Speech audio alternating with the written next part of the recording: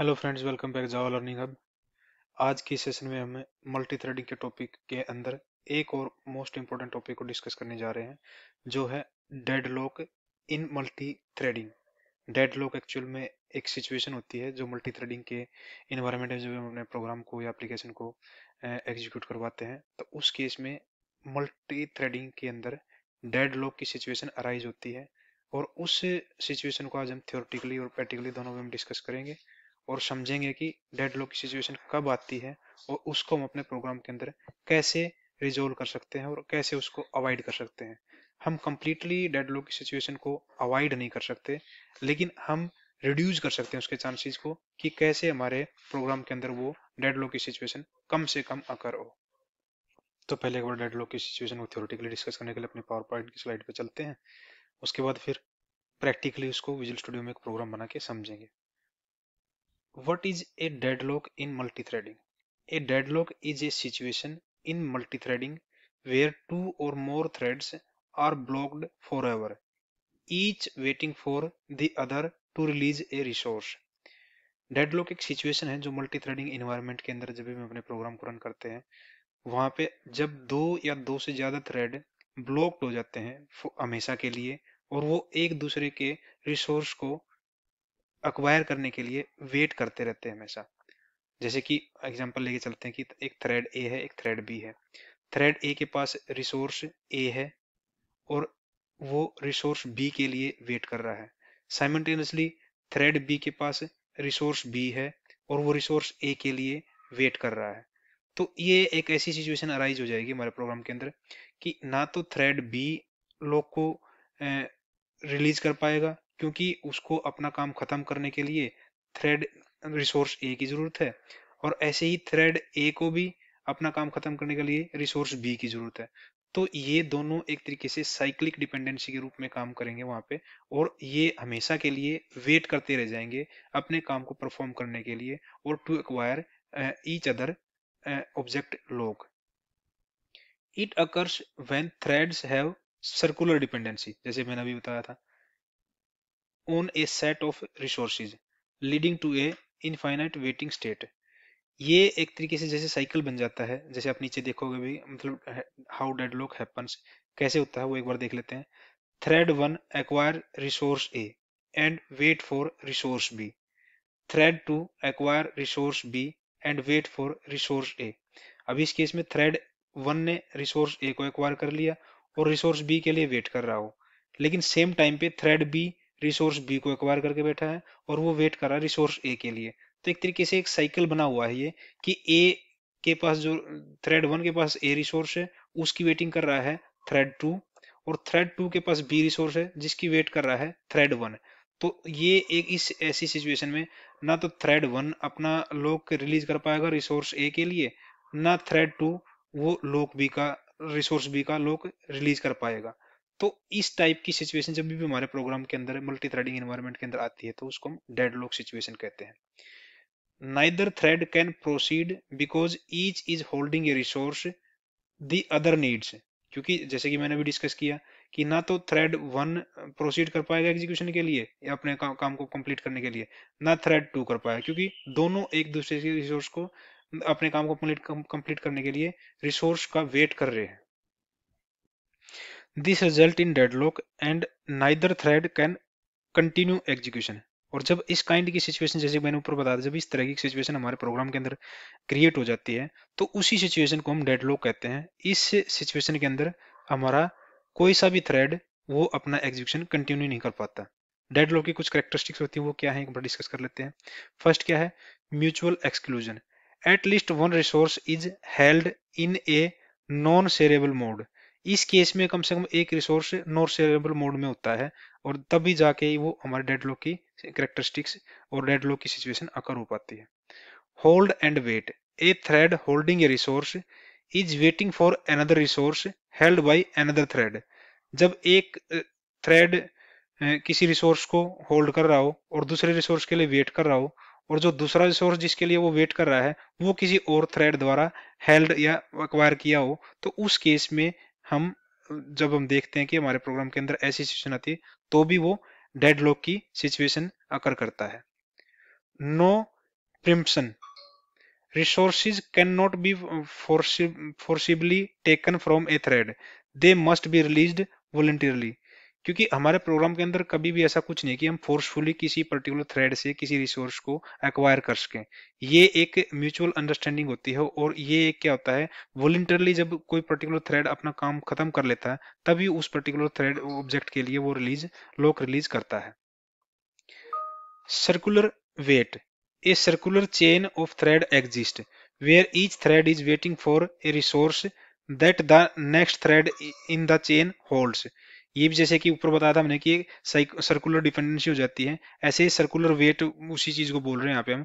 जब हमारे थ्रेड किसी एक तरीके से चेन के सिस्टम में काम कर रहे हो और वहां पे क्या हो रहा है, एक थ्रेड एक रिसोर्स का वेट कर रहा है और एक रिसोर्स एक्वायर करके बैठा है, और वो रिसोर्स जो वो एक्वायर करके बैठा है वो हमारे चेन सिस्टम में नेक्स्ट थ्रेड द्वारा वेट किया जा रहा है उस रिसोर्स का। तो उस केस में ये जो एक सर्कुलर चेन बनती है हमारे थ्रेड की, तो वो भी एक हमारा कोज है कि जिस इसके कारण हमारे प्रोग्राम के अंदर डेडलॉक की सिचुएशन अराइज होती है। नेक्स्ट स्लाइड पे देख लेते हैं हम कि हाउ टू अवॉइड डेडलॉक। हम अपने प्रोग्राम के अंदर डेडलॉक को अवॉइड कैसे कर सकते हैं। कंप्लीटली हम अपने प्रोग्राम के अंदर डेडलॉक की सिचुएशन को रिमूव नहीं कर सकते, लेकिन उसको अवॉइड किया जा सकता है, रिड्यूस किया जा सकता है। फर्स्ट सिचुएशन क्या आती है, avoid nested locks. Try to minimize locking multiple resources simultaneously. जब हम अपने एक तरीके से अपने प्रोग्राम के अंदर थ्रेड की चेनिंग बनाते हैं तो उस केस में बहुत ज्यादा चांसेस होता है कि हमारे उस प्रोग्राम के अंदर डेड लॉक की सिचुएशन अकर हो, तो हमें उस नेस्टेड लॉक की सिचुएशन से को अवॉइड करना चाहिए। Lock ordering, always acquire lock in a specific order across all threads. For example, always lock resources 1 before resource 2 in all threads.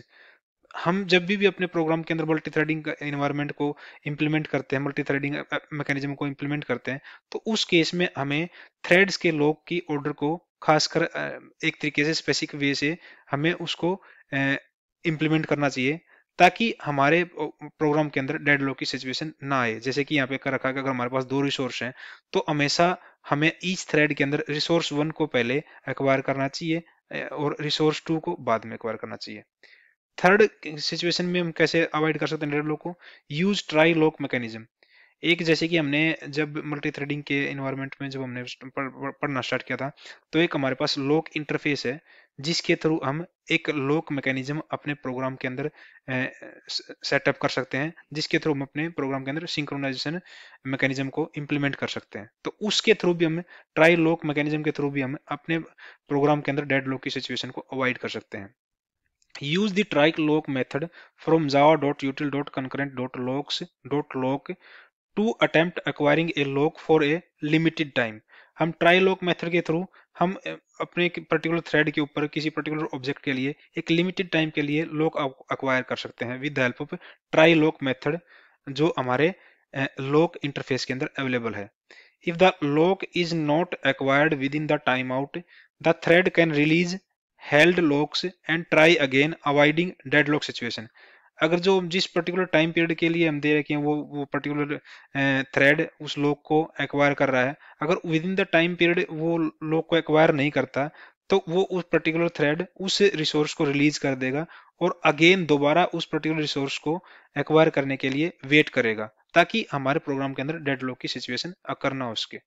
तो ये कुछ सिनेरियो थे हमने डिस्कस किए कि डेडलॉक क्या होता है, कैसे डेडलॉक हमारे प्रोग्राम के अंदर डेडलॉक की सिचुएशन हमारे प्रोग्राम के अंदर क्रिएट होती है और कैसे हम उस डेडलॉक की सिचुएशन को अवॉइड कर सकते हैं। जैसे कि मैंने बताया कि हमारे प्रोग्राम के अंदर हम डेडलॉक की सिचुएशन को कंप्लीटली रिमूव नहीं कर सकते, लेकिन कुछ स्पेसिफिक स्टेप्स को इंप्लीमेंट करके स्टेप्स को प्रॉपर इंप्लीमेंट करके अपने प्रोग्राम के अंदर हम डेडलॉक की सिचुएशन को अवॉइड कर सकते हैं। तो एक बार इस डेडलॉक की सिचुएशन को प्रॉपरली प्रैक्टिकल वे में समझने के लिए एक प्रोग्राम क्रिएट करते हैं अपने विजुअल स्टूडियो पे, और उसके बाद देखते हैं कि डेडलॉक हमारे प्रोग्राम में कैसे आ रहा है और कैसे उसको हम अवॉइड कर सकते हैं। तो उसके लिए एक बार हम विजुअल स्टूडियो पे चलते हैं और एक प्रोग्राम क्रिएट कर लेते हैं। यहाँ पर हम एक न्यू फाइल क्रिएट कर लेते हैं, एक क्लास क्रिएट कर लेते हैं। क्लास का नाम दे देते हैं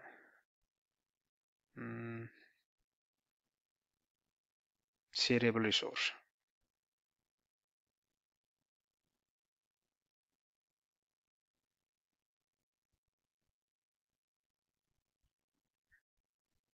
एक शेयरेबल रिसोर्स हमने क्लास बनाई है, उसके अंदर हम एक काम करते हैं, एक रिसोर्स क्रिएट कर लेते हैं स्ट्रिंग टाइप का।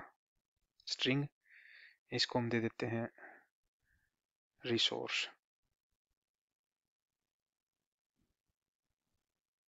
चाहे तो हम इसको उसके बाद एक इसका शेयरेबल रिसोर्स का एक कंस्ट्रक्टर क्रिएट कर लेते हैं, जिसके थ्रू हम इसका हम इनिशियलाइजेशन करेंगे जब हम इसका ऑब्जेक्ट क्रिएट करेंगे। इसको हम पब्लिक टाइप का बना लेते हैं कंस्ट्रक्टर। पब्लिक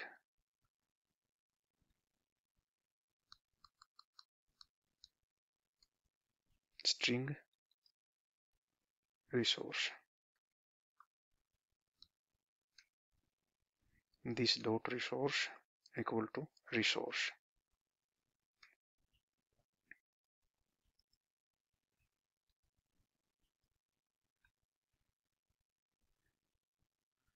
हम एक काम करते हैं, एक क्लास क्रिएट करते हैं। क्लास, इसमें बोलते हैं थ्रेड ए ले लेते हैं क्लास को, जो एक्सटेंड करेगी हमारे थ्रेड क्लास को।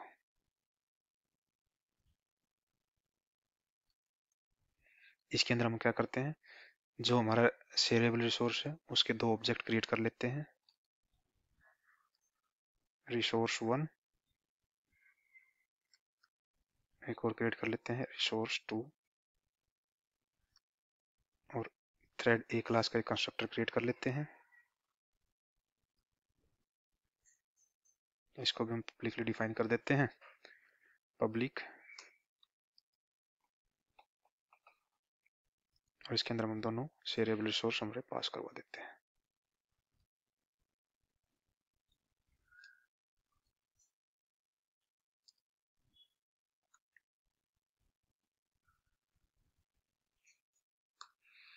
This dot resource 1 equal to resource 1, this dot resource 2 equal to resource 2। और यहाँ पे इस क्लास ने हमारा थ्रेड क्लास को एक्सटेंड किया है, तो थ्रेड क्लास के अंदर जो हमारा रन मेथड है जिसके थ्रू हम अपना थ्रेड क्रिएट करेंगे, तो उसको एक बार ओवरराइड कर लेते हैं। Override run method of thread class. कैसे करते हैं, पब्लिक वॉइड रन, इसके अंदर हम अपने उस टास्क की डेफिनेशन देंगे जिसके थ्रू, जिस टास्क को हम अपने थ्रेड के थ्रू करवाना चाहते हैं। तो इसके अंदर हम क्या करते हैं, एक सिंक्रोनाइज्ड ब्लॉक ले लेते हैं, सिंक्रोनाइज्ड ब्लॉक ले लेते हैं, सिंक्रोनाइज्ड ब्लॉक लेके इसके अंदर हम पहले रिसोर्स 1 पास करवा देते हैं, और फिर हम यहाँ पे एक प्रिंट स्टेटमेंट डलवा देते हैं, system dot out dot print ln। इसके अंदर दे देते हैं हम thread 1 hold lock for resource 1, और यहाँ पे हम एक बार ट्राई कैच ब्लॉक लेके और इसको पर्टिकुलर थ्रेड को हम स्लीप करवा देते हैं कुछ टाइम के लिए, ताकि वो दूसरे रिसोर्स के लिए भी लॉक एक्वायर करने की कोशिश कर सके। तो इसको कैसे करेंगे हम स्लीप मेथड का यूज, यहाँ पे थ्रेड डॉट स्लीप, और यहाँ पे 100 मिली सेकेंड के लिए इसको स्लीप करवा देते हैं। और जैसे कि हमने बताया था कि ट्राई के साथ हमेशा हम कैच ब्लॉक का यूज करते हैं, तो एक कैच ब्लॉक का यूज कर लेते हैं।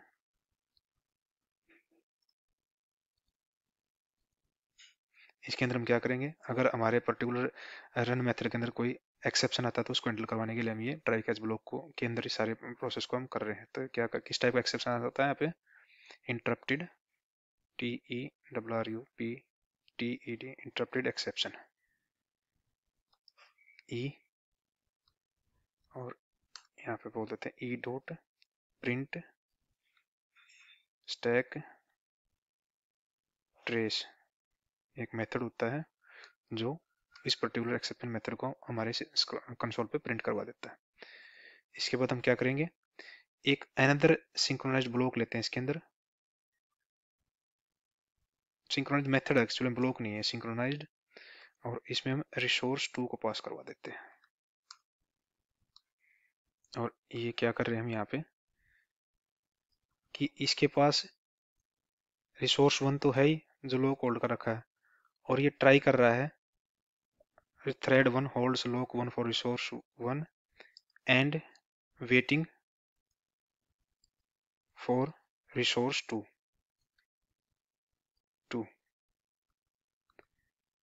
अब हम एक क्लास और क्रिएट कर लेते हैं थ्रेड बी के नाम से, क्योंकि हमने अपना एक देखना कि हमारे प्रोग्राम के अंदर डेडलॉक की सिचुएशन कैसे आती है, और वो कब हो सकता है जब हमारे पास 2 या 2 से ज्यादा थ्रेड हमारे क्लास के अंदर हमारे रिसोर्स को एक्वायर करने की कोशिश कर रहे हो।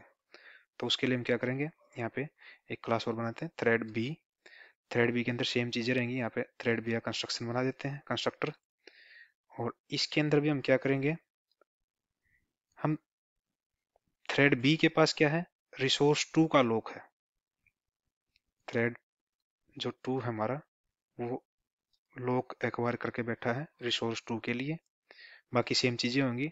और ये क्या कर रहा है, रिसोर्स 1 के लिए लॉक का वेट कर रहा है। Thread 2 holds resource 2 and wait for resource 1। अब हम क्या करते हैं, अपनी एक मेन क्लास क्रिएट कर लेते हैं, जिसके अंदर हम अपने 2 थ्रेड क्रिएट करेंगे, और वो 2 थ्रेडों के थ्रू हम अपने प्रोग्राम को देखेंगे कि वो दोनों थ्रेड सेम रिसोर्स को एक्वायर करने की कोशिश कर रहे हैं। तो क्या करते हैं, एक क्लास क्रिएट करते हैं, क्लास नेम दे देते हैं test deadlock situation.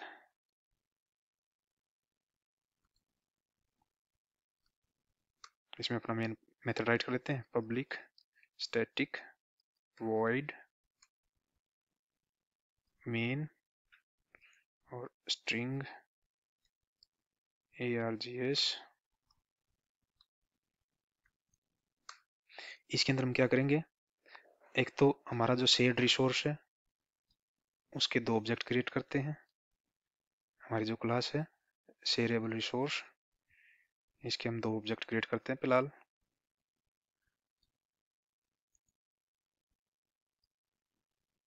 Resource 1 new shareable resource, यहाँ पे अपना रिसोर्स का नाम दे देते हैं, क्या नाम है हमारा, रिसोर्स 1।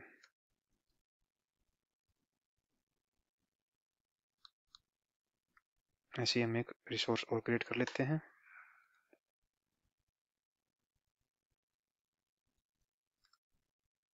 इसका रिसोर्स 2,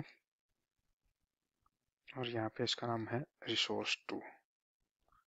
अब हम एक काम करते हैं, हम थ्रेड ए क्लास जो है हमारी उसका ऑब्जेक्ट क्रिएट करते हैं। इसको हम ले लेते हैं थ्रेड 1 T1 न्यू, और थ्रेड ए, नहीं गलत कर दिया हमने कुछ, थ्रेड ए। इसके अंदर हमें 2 पैरामीटर पास करवाने हैं कंस्ट्रक्टर कॉल करवाने के लिए। फर्स्ट रिसोर्स 1 पास करवा दिया, फिर रिसोर्स 2। ऐसे ही थ्रेड बी क्लास का ऑब्जेक्ट क्रिएट कर लेते हैं, इसको नाम दे देते हैं T2 new thread B. Same इसमें भी 2 रिसोर्स पास, 2 पैरामीटर पास करवाने में, तो पास करवा देते हैं हम ये भी। और अब हम क्या करते हैं, अब दोनों थ्रेडों को अपनों को रन करवा देते हैं, यानी कि हम स्टार्ट मेथड को कॉल करवा देते हैं T1 डॉट स्टार्ट, ऐसे ही T2 डॉट स्टार्ट। एक बार अपने प्रोग्राम को सेव कर लेते हैं, control C control S dot जावा।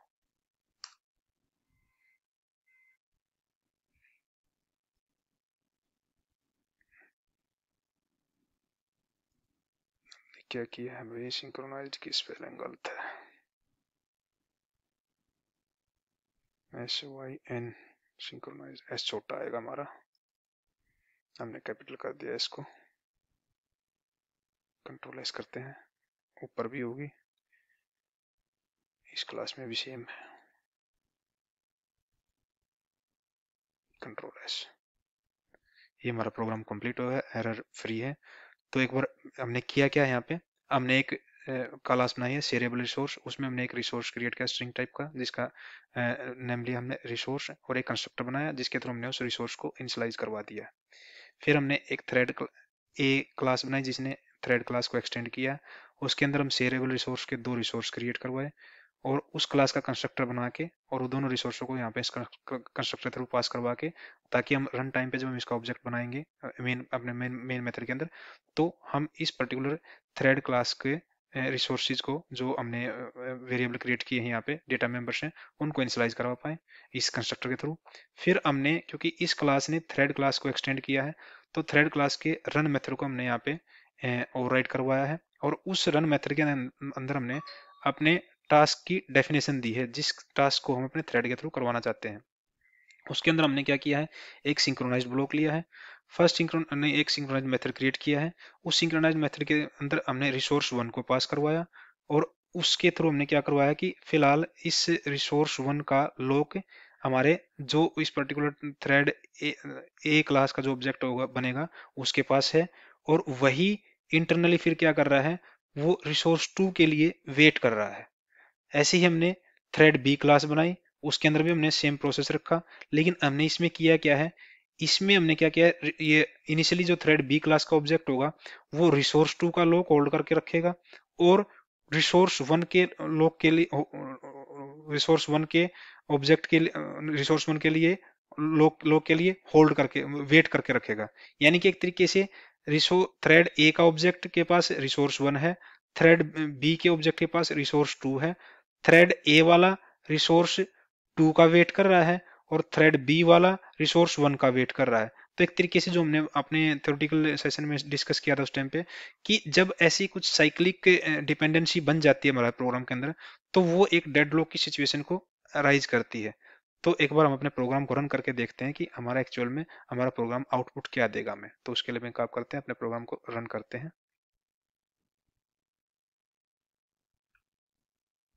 और ये भी ध्यान से देखो हमारे पास क्या प्रिंट हुआ है, thread 1 holds lock for resource 1, thread 2 hold lock for resource 1, और हमारा प्रोग्राम आगे बढ़ ही नहीं रहा, हमारा प्रोग्राम लॉक हो गया है।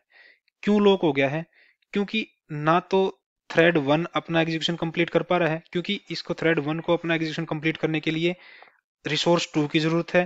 ऐसे ही थ्रेड 2 भी हमारा अपना एग्जीक्यूशन कंप्लीट नहीं कर पा रहा, क्योंकि थ्रेड 2 को अपना एग्जीक्यूशन कंप्लीट करने के लिए रिसोर्स 1 की जरूरत है।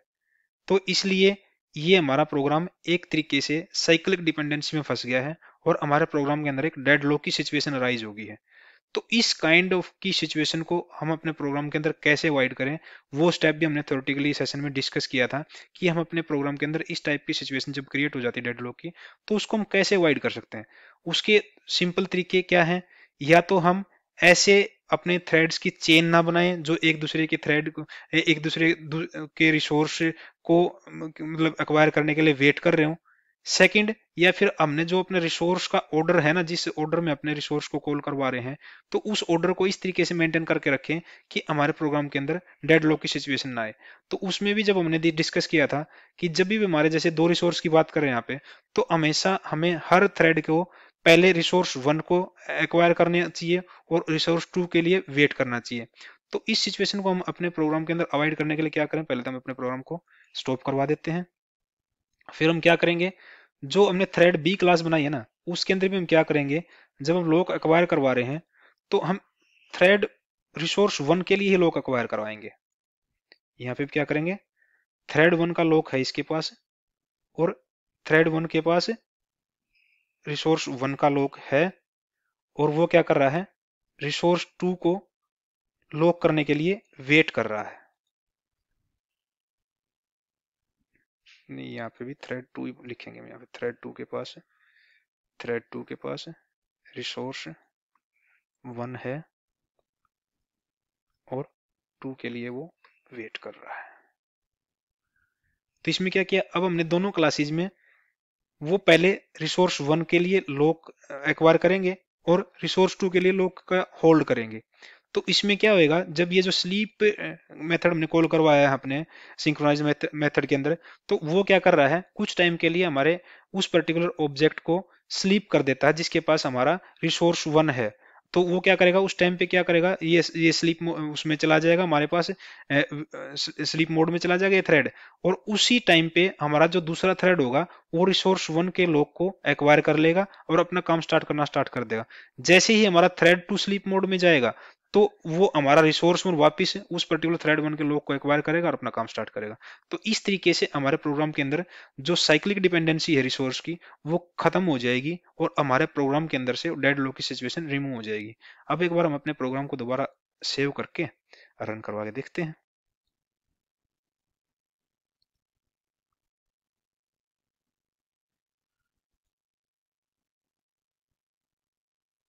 अब देखो हमारा प्रोग्राम सक्सेसफुली रन हो चुका है। हमारे आउटपुट क्या है, thread one hold lock for resource one, thread one hold lock for resource one and waiting for resource two. ऐसे ही thread two hold lock for resource one, thread two hold lock for resource one and waiting for resource two. यही हमने अपने task के अंदर ये definition दी थी और वही टास्क हमारा कंप्लीट परफॉर्म होके हमारा प्रोग्राम का एग्जीक्यूशन खत्म हो चुका है और ये दोनों थ्रेड अपने एक तरीके से टर्मिनेशन स्टेट में पहुंच चुके हैं। और क्योंकि हमारे प्रोग्राम का एग्जीक्यूशन कंप्लीट हो चुका विदाउट एनी इंटरप्शन, तो इसी वजह से हमने अपने रिसोर्स के ऑर्डर को चेंज करके अपने प्रोग्राम के अंदर अपने जो डेडलॉक की सिचुएशन हमारे प्रोग्राम के अंदर आई हुई थी उसको हमने रिजोल्व किया है।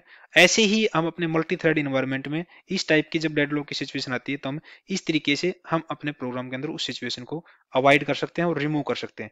सेकंड जो हमने थ्योरेटिकल वे में डिस्कस किया था वो था हमारा लॉक इंटरफेस के थ्रू भी हम लॉक इंटरफेस के अंदर एक मेथड होता है ट्राई लॉक, उस मेथड के थ्रू भी हम इस डेडलॉक की सिचुएशन को अवॉइड कर सकते हैं ताकि हमारे प्रोग्राम के अंदर इस टाइप की सिचुएशन अकर ही ना हो।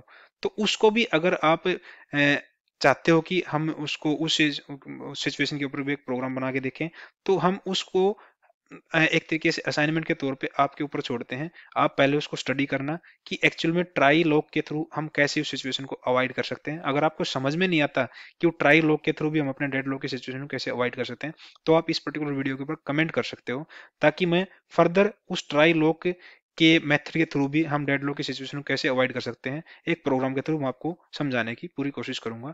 लेकिन अदर सेशन में, इस सेशन में हमने यहाँ पे इतना ही डिस्कस करना है कि एक्चुअल में डेड लॉक क्या है, डेड लॉक की सिचुएशन कैसे अकर होती है और उस सिचुएशन को हम कैसे अवॉइड कर सकते हैं।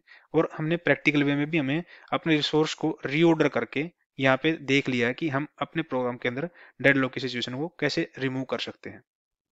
Till then, thank you, thanks for watching.